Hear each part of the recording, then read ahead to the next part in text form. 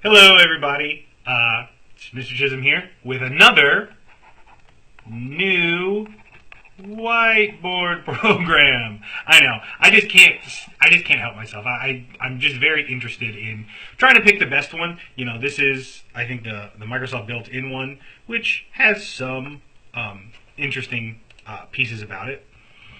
One of them being I have a real quick black pen, red pen. Except I can't actually choose it with the... Oh. Sorry, I'm getting distracted. So, we want to jump into section 2.4. Limits at infinity. So, as a reminder, we like using limits because they allow us to talk about values and functions that we cannot evaluate. As an example, and this is why I like this whiteboard, is that I can kind of just keep going to new and better places. For example, if I define a function f of x equals x squared plus 2x minus 1 divided by 3x, note f of 0 not allowed because it causes us to divide by 0. So the question is there anything else that we might find usefulness from these limits? And the answer is, what about f of infinity? Can we plug in infinity? The answer is no. And that seems like the end-all be-all until we ask ourselves, what if we took the limit as x approaches infinity of some function f of x? We're going to let x get larger and larger and larger until it reaches a value. Or, what we might find, there's going to be two different types of limits involving infinity. The limit as x approaches 0 from the left of 1 over x. What we're going to find is, if we take a look at this graph,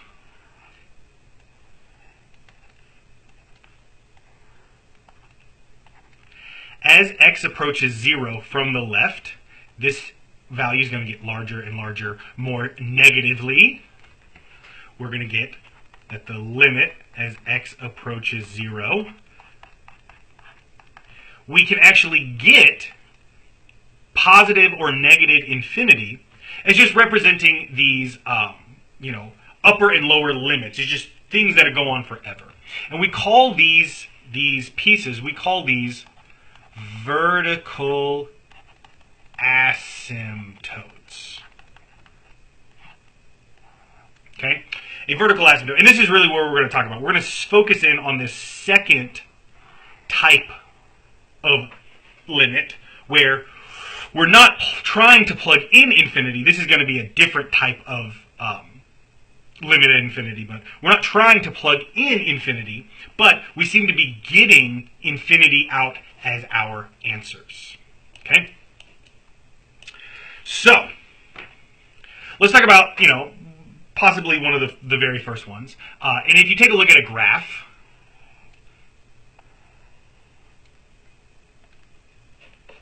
let me change up some colors here. So let's say our graph looks like this.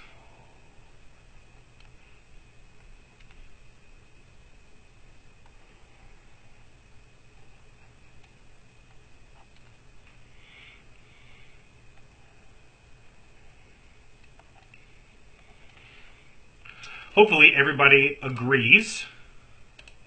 There are some what we call vertical asymptotes. And we usually use these dotted lines.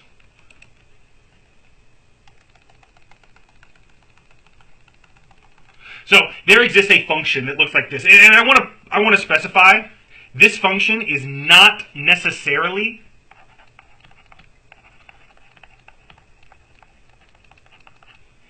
piecewise. Okay?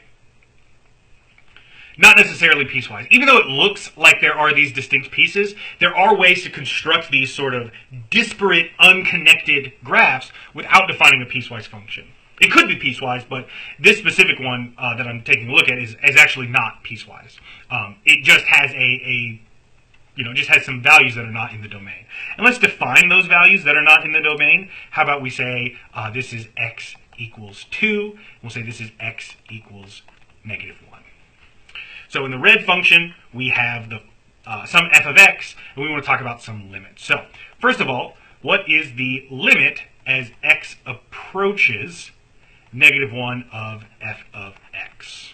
Well, we're always going to divide this into two different. Remember, there's a limit approaching from the left, and there's also a limit approaching from the right.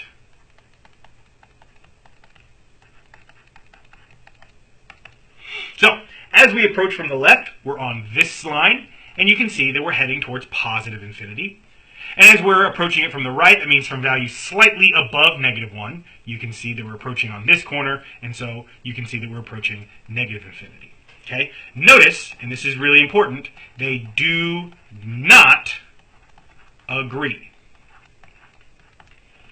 Which means the limit as x approaches negative 1 without choosing a side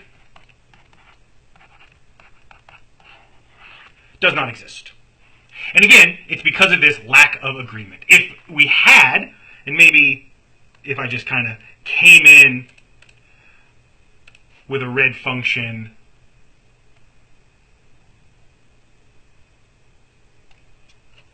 so imagine we just kind of whiting out this point.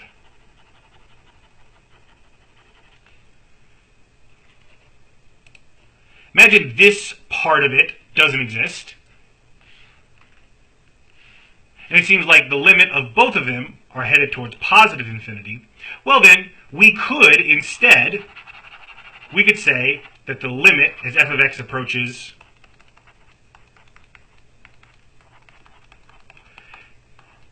does equal positive infinity because they agree. Specifically, this left-hand side is heading up towards infinity and this right-hand side. So that's all of breaking it into either sides. Okay? Now, on the x equals 2, hopefully you also will all agree, it looks like the limit does not exist. Even though the left limit is heading towards negative infinity, and the right-handed limit is heading towards positive infinity, those two numbers are different. So, unfortunately, there is a vertical asymptote here, because it's the green line. We cannot have 2 and negative 1 in the domain, but it just turns out that they don't have limits. Okay, let's take a look at a non-graph one. Let's try to actually come up with this. So here's a function, f of x, equals, we'll say, x minus 1 times x plus 10 divided by x minus 10. Okay, notice, these two are close, but not equal. Okay, just always remember that.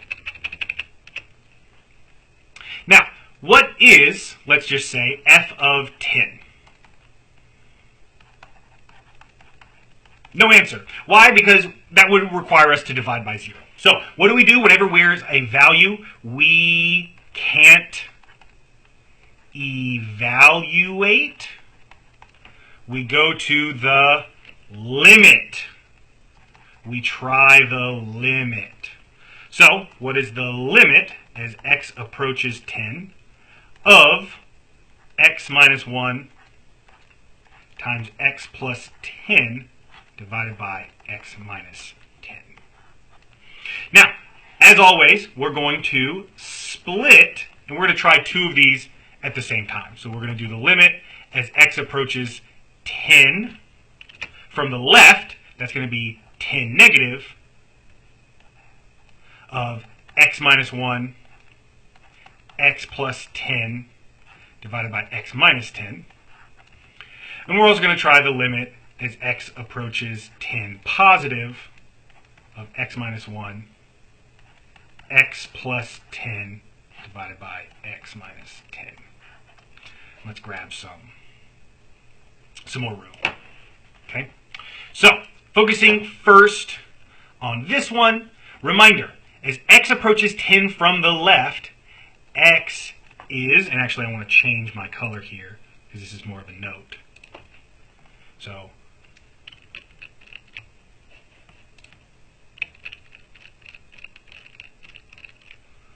oh wow, I was really hoping that I would just be able to delete that.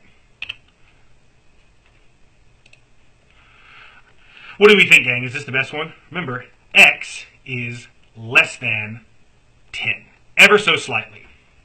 So x is less than 10. So the question is, what is x minus 1 is going to be less than 9, right? But again, it's less than 10, but close. But the important thing is that we get something that's a positive number for x minus 1. X plus 10, but remember x is going to be less than 20. That's going to give us something positive. Then we have x minus 10 is going to be less than 0. And that's going to be something negative. So, if we were to work out the limit as x approaches 10 from the left, we're going to get a positive number times a positive number divided by a negative number, which ultimately,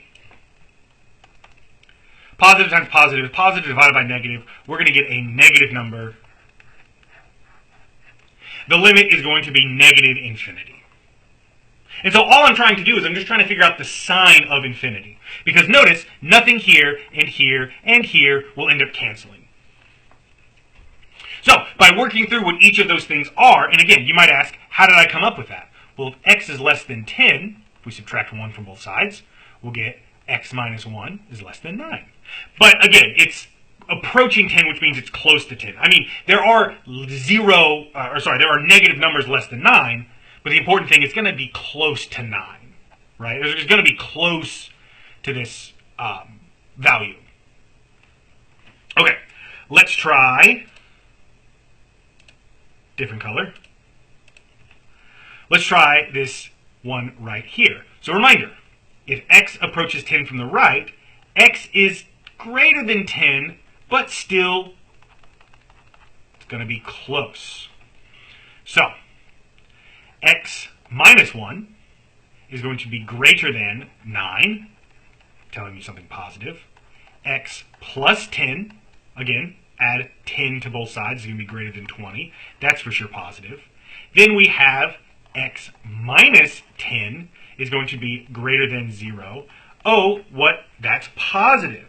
So the limit as x approaches 10 from the right is going to be a positive number times a positive number divided by a positive number, and wouldn't you know it, the end result is going to be positive, giving me the result positive infinity. So, from the left-hand side, let's zoom out just a little bit. This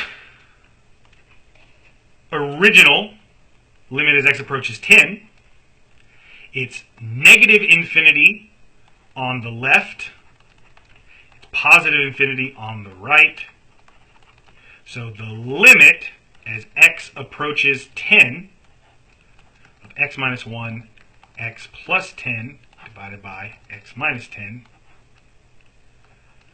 turns out to not, whoops, ran out of space, does not exist. Because the sides do not agree.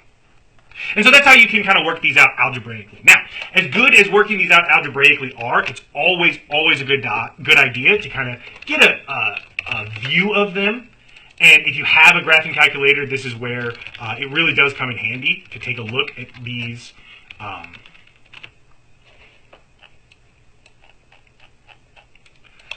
graphs. So, just to kind of bring in a quick little Desmos, we can see x equals 10. Here's our vertical asymptote. Notice a little bit to the left, we're going to negative infinity, and a little bit to the right, we're going to positive infinity. So, again, the graph is not the proof, but it's a good idea. We want to be able to kind of work out for ourselves what these values look like. Okay? Now, sometimes these limits, we actually can get a decent amount of cancellation. So if we take a look at something like f of x equals x squared minus 9x plus 20 divided by x squared plus, sorry, I really want to say minus 8x plus 16. Notice, and this is not going to be equal, but notice x squared minus 9x plus 20. We talked about factoring in the previous video. Numbers that multiply to equal 20. There's 2 times 10, there's 4 times 5, and there's 1 times 20. Which one of these are going to combine to give me 9? I think it's going to be 4 and 5, and specifically, I'm going to choose x minus 4 and x minus 5.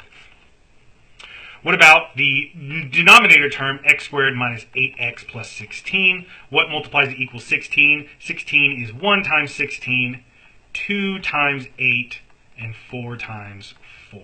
And once again, I think I'll write that as x minus 4 times x minus 4. Now, I want to be very, very clear. F of x does equal, I can rewrite this,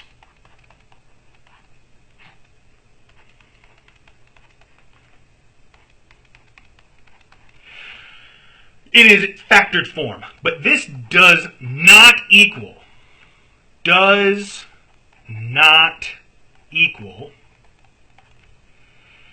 x minus 5 over x minus 4. You can't do that cancellation. In fact, I want to get it, I don't even want to write it.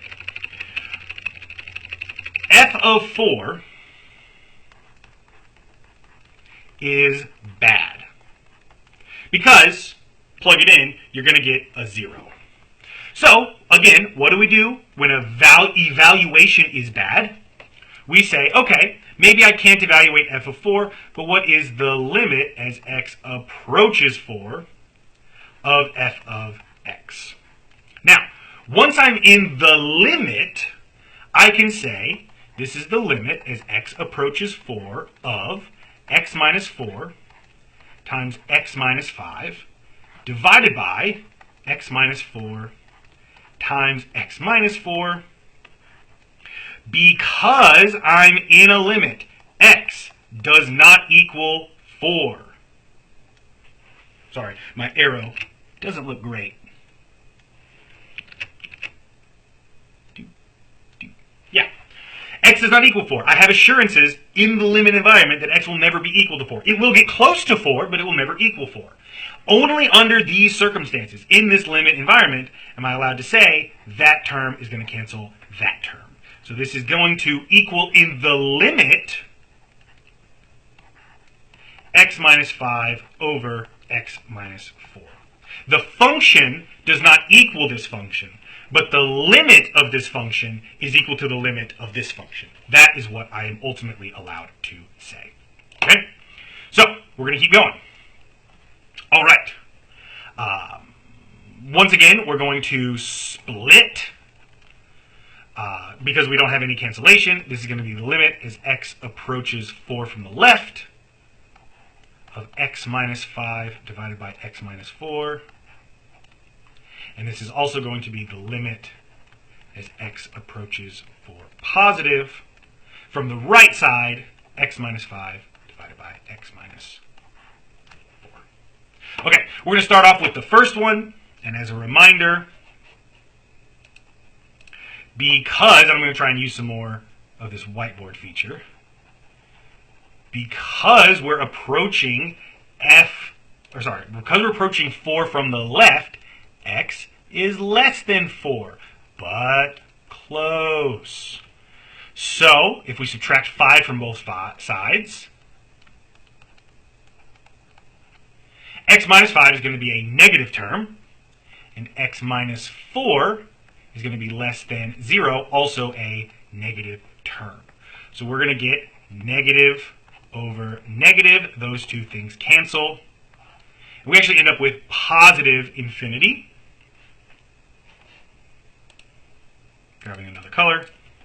On a different one down here, remember x is going to be slightly greater than 4, but still close. So that means subtracting 5 from both sides is greater than negative 1. That, unfortunately, is still negative. X minus 4, it's going to be greater than 0. That's going to be positive. So you might argue, hey, doesn't this include a lot of positive values? Yes, but ultimately, because it's close, it's going to be close to the negative value, negative 1. This one is going to be close to 0, but ultimately it will be positive. So that will be something negative over positive, leaving us with a negative infinity. So once again, this is an example where we have a vertical asymptote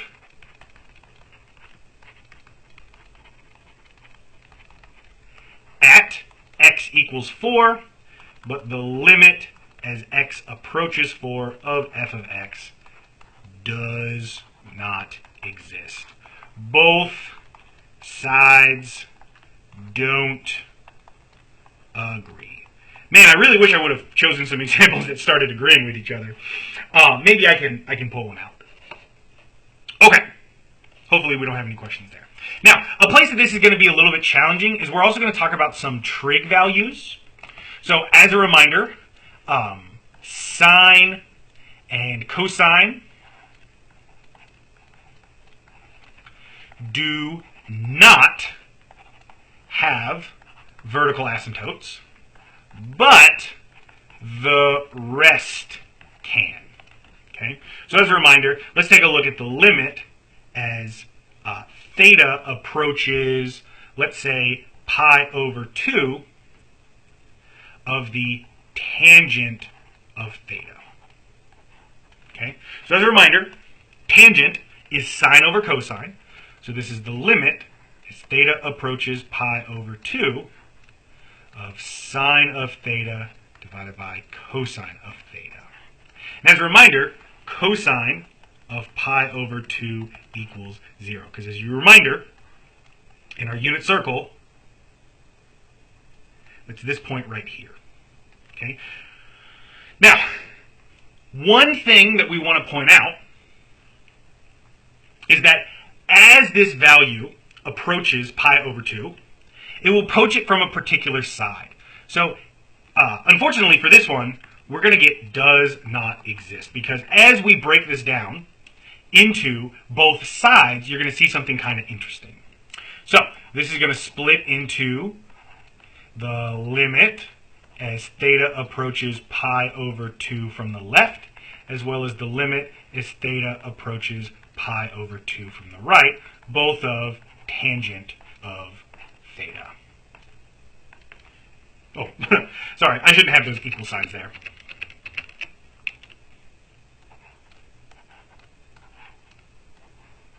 So, what happens as we go from the left to the right? So, once again, we're going to go back to our unit circle. So, as a reminder, we have a circle here. And theta equals pi over 2. That's a 90-degree angle that goes directly upwards. Okay? And so remember, cosine corresponds to x horizontal, and sine corresponds to y, or the vertical. So the vertical is getting closer and closer to 1. If we split tan of theta into sine theta over cosine theta, notice this is just kind of like y over x, right? A vertical over a horizontal. So, what happens as we approach it from the, now this is where it gets interesting, from theta pi over 2 to the left, negative, is over here. Because a reminder, we're traveling along this angle. Zoom out slightly. We're going from 0 back to 2 pi. We go counterclockwise. And then approaching this angle is pi over 2 positive. So, as pi over 2 negative, where are we? We're in the positive x. And pi over 2 positive, we're actually in the negative x. These x values are negative. So, that answers our question. As we approach pi over 2 from the negative, from less than, we're going to get, well, sine is going to always be positive, over cosine is positive. We get positive infinity for the limit as theta approaches pi over 2 from the left. And on the right side, we're going to get the opposite. Again, sine still remaining positive. But now, because our x values are coming from this left-hand side, we go over negative, which is negative infinity. Okay? So, use your unit circles. Use whatever you can to try to answer some of these things. The important piece is, do we still have the ability to take limits when we cannot make evaluations? And the answer is yes. What we're trying to do is we're trying to, instead of saying the answer doesn't exist, maybe we can talk about the limit as the function exists. I'm going to leave you with, I want to do a direct homework question. I think this is section 2.4, question 17. Specifically, mine says, suppose f of x goes to negative 100 and g of x goes to 0 with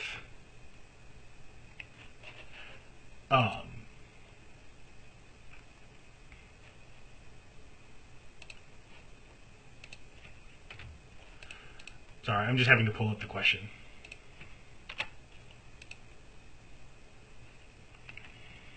Goes to 0 with g of x less than 0 as x goes to 2. So the limit as x approaches 2 of f of x over g of x is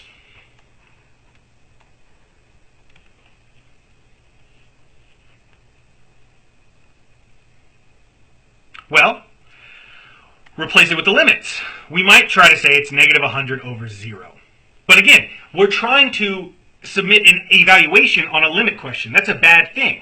We don't like that because the whole point is to avoid the calculation. So we have to ask ourselves. On the top, we're going to get something negative. And on the bottom, notice it said with g of x less than 0.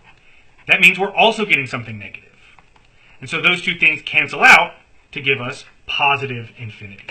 And this is just kind of like a rational one. So that was the one that I got when I just did it. I think it's going to change maybe if you do a different one. But the whole point is, if you can know the sign of the numerator and the denominator, you can usually figure out what vertical asymptotes values are. Are they positive infinity or are they negative infinity? As one final thought, I just want to leave you with, reminder,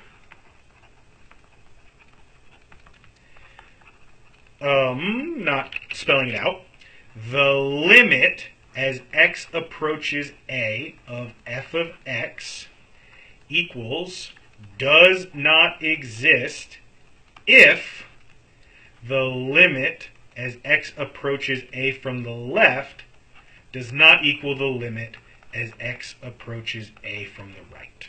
Okay? So as a reminder, for the true limit to exist, both directions, we just have to make sure that the left side and the right side are matching. And if they don't match, even at infinity, even if they don't match, the answer is, of course, does not exist. So, hopefully this is going well. I used a different whiteboard program. You can kind of get an overview of what I did. I might be able to make this whiteboard available to you. So if that's something that you guys think that you might be interested in, I would really appreciate it if you guys would let me know which of the programs, if you've watched videos 1.1 all the way to 2.4. I think I've used like 3 or 4 different programs. If you'd let me know which ones you like best, I'll take that into consideration as I go through. So if you have any questions, let me know, and I will see you in the next video. Bye-bye.